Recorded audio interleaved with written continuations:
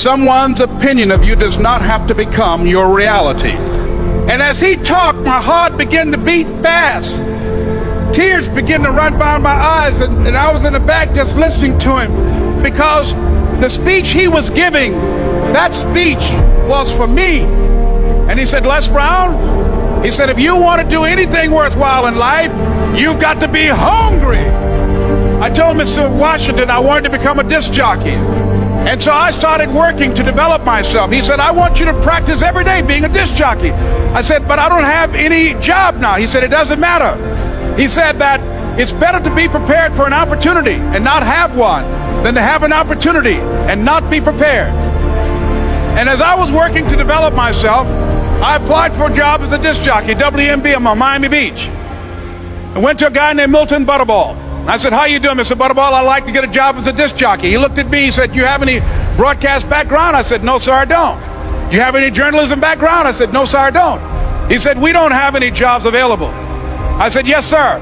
I went back to Mr. Washington and I told him, he said, don't take it personally. He said, most people are so negative, they will have to say no 7 times before they say yes. He said, go back again.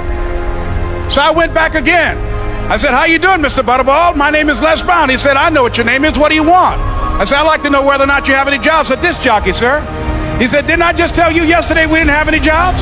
I said, yes, sir, but I know whether or not somebody got laid off or somebody was fired, sir. He said, no one was laid off or fired. Now get on out of here.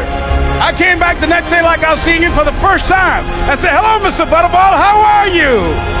He looked at me with rage. He said, go get me some coffee. I said, yes, sir. And I went to get him some coffee. After a while, I would get their lunch and dinner, and I would go in the control rooms and take the disc jockeys their food, and I would not leave until they would ask me to leave. One Saturday afternoon, while I was at the radio station, a guy named Rock was drinking while he was on the air. I was the only one there, looking at him through the control room windows, walking back and forth, young, ready, and hungry. Pretty soon the phone rang, and it was the general manager. And I answered the phone. I said, hello? He said, Les, this is Mr. Klein. I said, I know. He said, Rock can't finish his program. I said, I know. He said, would you call one of the other DJs in? I said, yes, sir. I hung the phone up. I said, now he must think I'm crazy. I called my mom and my girlfriend, Cassandra. I said, y'all turn up the radio and come out on the front porch. I'm about to come on the air. I waited for about 20 minutes, and I called him back. I said, Mr. Klein, I can't find nobody. He said, young boy, do you know how to work the controls? I said, yes, sir. He said, go in there and don't say nothing here. I said, yes, sir. I couldn't wait to get behind those controls. I put on an old Stevie Wonder record called Fingertips. I sat down behind that turntable. I said, look out, this is me, LB Triple P, Les Brown, your platter playing papa. There were none before me, and there will be none after me. Therefore, that makes me the one and only. Young and single and love to mingle, certified, bona fide, indubitably qualified to bring you satisfaction, a whole lot of action. Look out, baby, I'm your love man. I was hungry. I was hungry. You got to be hungry. Begin to know that you have greatness within you. And if just one of you here begin to envision yourselves as being blessed and highly favored to reach your goals, if just one of you capture the essence of what that means, that you have greatness within you and a responsibility to manifest that greatness, that you can make your parents proud, you can make your school proud, you can touch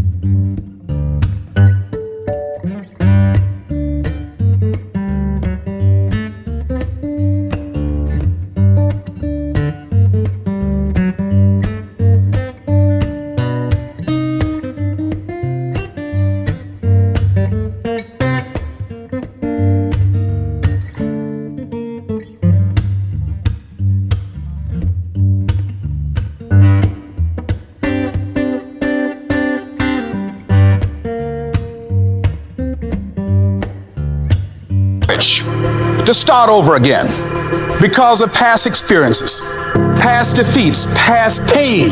We look back, well, it didn't work out then. It probably won't work out now. Courage is going from failure to failure without losing enthusiasm.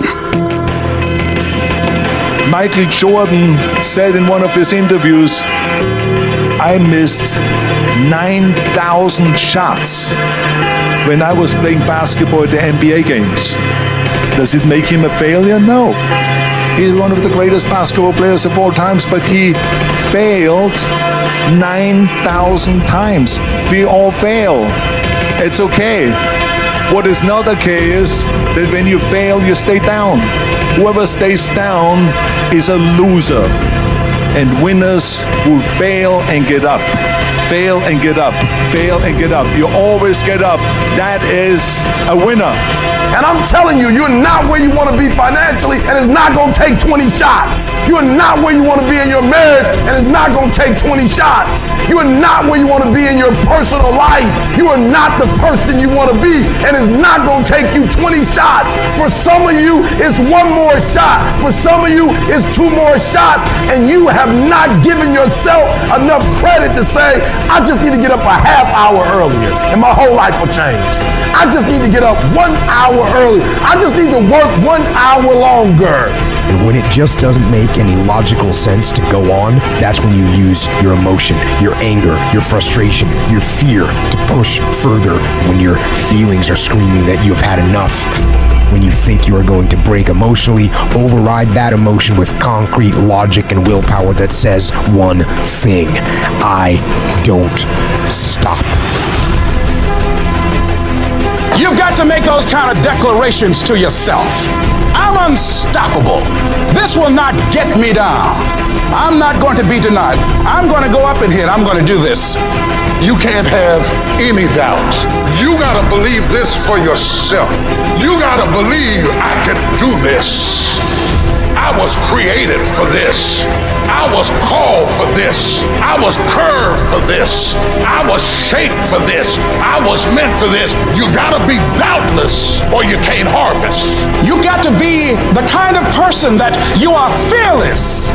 Fearless. Folk leave fearless people alone. You are unstoppable. And because you are unstoppable, because you've got power that you haven't even begun to use yet, you owe it to yourself to release your brakes. Some people want to always step into something that is always finished because they don't understand the power of the process. It's good to be afflicted. It's good to have to worry how I'm going to make it. It's good to have to scuffle your way up. The harder the battle, the sweeter the victory. It's good to you. Why? See, when it's hard and there's a struggle, see, what you become in the process is more important than the dream. That's far more important. The kind of person you become, the character that you build, the courage that you develop, the faith that you're manifesting. You get up in the morning, you look yourself in the mirror, you're a different kind of person. You walk with a different kind of spirit. It is easy to be negative today. It is easy to have low morale today. Anybody can do that. But if you can begin to harness yourself and say that where I am, I'm going to do the best I can with what I got, because that is an expression of who I am. And you'll be surprised at the things that you're able to do. When you learn how to block things out, when you learn how to keep thine eyes single, you'll be surprised at the ideas that will come to you. You can decide, I'm going to work on myself and develop myself. I'm going to empower me. I got what it takes. This is my day, and nothing out here is going to stop me.